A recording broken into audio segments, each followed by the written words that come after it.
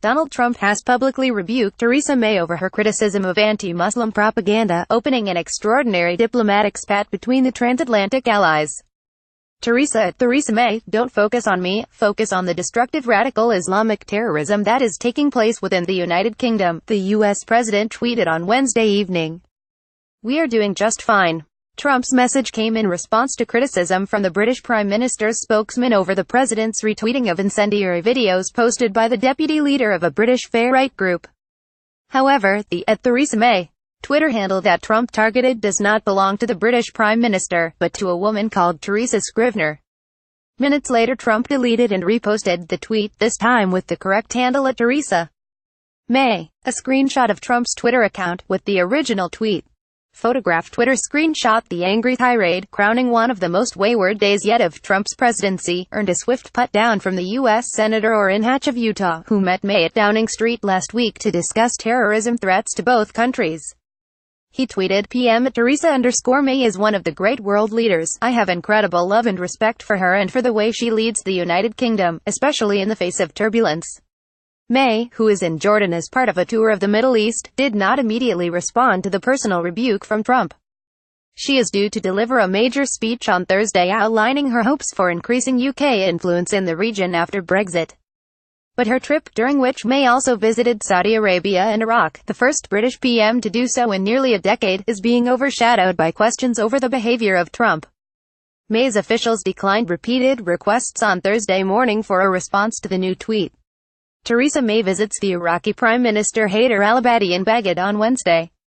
Photograph Lee Goddard. It is expected that the Prime Minister will deal with the issue in questions after her speech, which will address the UK's involvement in Middle East security, including training for Iraqi forces to clear Mosul and Raqqa of explosive devices left by ISIS as it fled, and more security assistance for Jordan.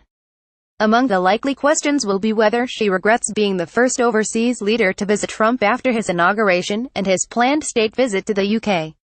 Justine Greening, the Education Secretary, said the row should not undermine the UK's long and close relationship with the US. Asked if she was shocked that Trump was directly attacking a close ally, Greening told the BBC's Today program, the UK and US have been long-standing allies and our relationship with America is a hugely important one, and I don't think we should allow this tweet to undermine that in any way. Our relationship will succeed long after presidents come and go. I don't agree with the tweet President Trump has made, but I also don't believe it should distract from the agenda we have domestically or detract from the close relationship the UK has had for many, many years and will go on to have with the American people. However, Sajid Javid, the local government secretary, who is Muslim, took a much harder line. He posted on Twitter, so POTUS has endorsed the views of a vile, hate-filled racist organization that hates me and people like me. He is wrong and I refuse to let it go and say nothing. The mayor of London, Sadiq Khan, who has previously clashed with Trump, also issued a strongly worded statement of condemnation, calling on the Prime Minister to demand an apology. Sadiq Khan. President Trump has used Twitter to promote a vile, extremist group that exists solely to sow division and hatred in our country. It's increasingly clear that any official visit from President Trump to Britain would not be welcomed.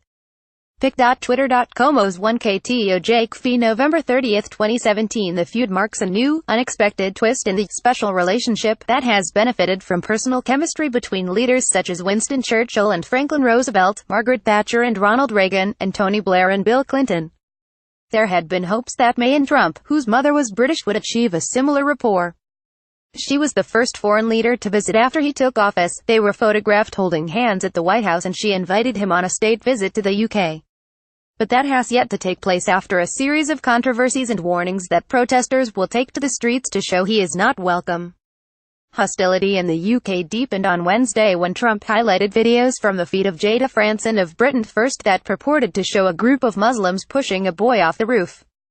Another claimed to show a Muslim destroying a statue of the Virgin Mary, and a third claimed to show a Muslim immigrant hitting a Dutch boy on crutches.